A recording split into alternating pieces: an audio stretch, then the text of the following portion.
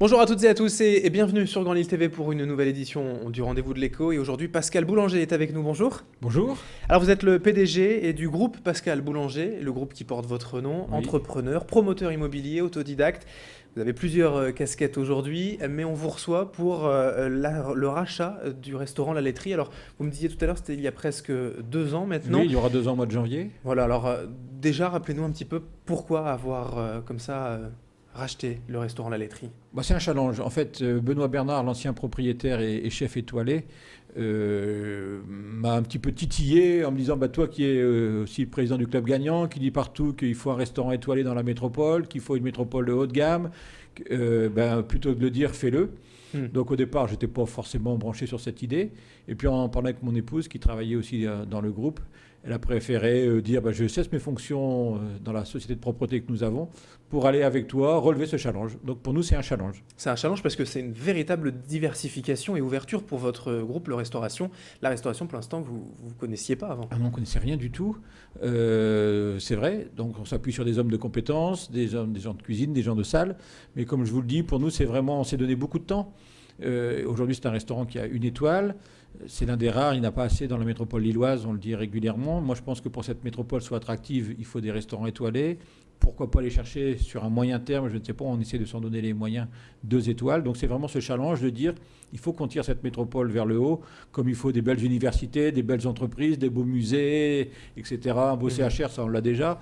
Allons chercher la restauration haut de gamme pour être attractif sur cette métropole. Alors c'est un challenge pour votre groupe, mais un challenge au risque calculé, qui ne mettra pas en péril vos équilibres quand même. Oui, quand même. C'est pas de l'inconscience, c'est un challenge qui est tout à fait mesuré, qui, même si ça fonctionnait pas très bien, ne mettrait pas mon groupe en péril. Je ne le pense vraiment pas. Alors vous le disiez, la métropole lilloise donc, doit être tirée par le haut, l'hôtellerie aussi, 5 étoiles, la restauration. C'est possible selon vous, la restauration haut de gamme, peut-être même plus, à Lille, il y a de la place pour ça? Alors il y a la place pour ça, mais il y a une clientèle un petit peu timorée. C'est-à-dire que la clientèle qui, dans les autres régions, la clientèle d'affaires, la clientèle entre guillemets bourgeoise, qui dans les autres régions fréquente facilement ces établissements, à Lille, on est un peu plus discret et donc on aime un petit peu moins. Donc c'est pour ça, quand j'en discute avec les gens du Michelin, je leur dis il n'y a pas beaucoup d'étoilés dans notre région par rapport à d'autres régions. Ils me disent oui, mais c'est aussi parce que derrière, il n'y a pas forcément une clientèle qui est habituée à aller dans ces établissements.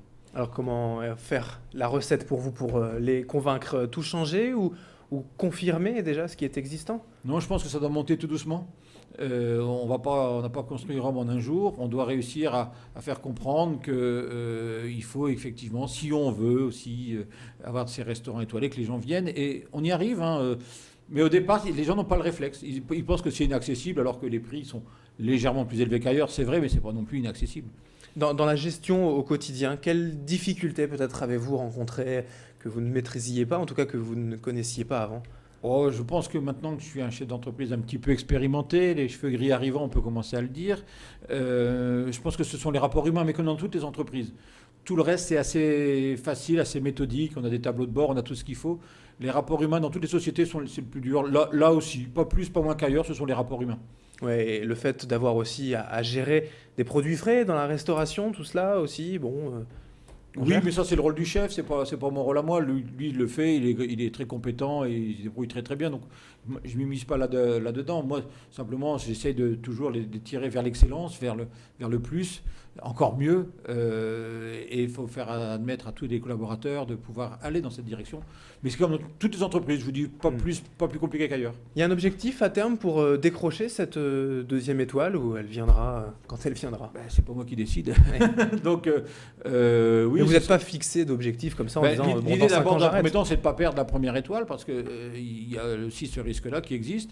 Et puis, si, moi, j'aimerais bien aller, je le dis franchement, j'aimerais bien d'ici 4-5 ans pouvoir arriver à ce terme, de pouvoir être dans les restaurants 2 étoiles. Il n'y en a pas beaucoup, il y en a 80 et quelques en France. Il y a une stratégie aussi pour le groupe de diversification qui pourrait se continuer après, comme ça, le restaurant La Laiterie. Vous avez d'autres pistes Non, a aujourd'hui? priori, non. Bon, moi, je suis Lambert-Sartois, j'étais client de la laiterie, j'y allais assez souvent puisque j'habite à quelques centaines de mètres de là. Mes activités sont lilloises et Lambert-Sartoises, avec ma société de propreté qui est à Lambert-Sart. Donc, non, il y a aussi de l'affectif. Donc, ce n'est pas une volonté de diversification, de monter une chaîne, par exemple, comme on m'a déjà demandé. Non, c'est vraiment essayer quelque chose sur cet établissement.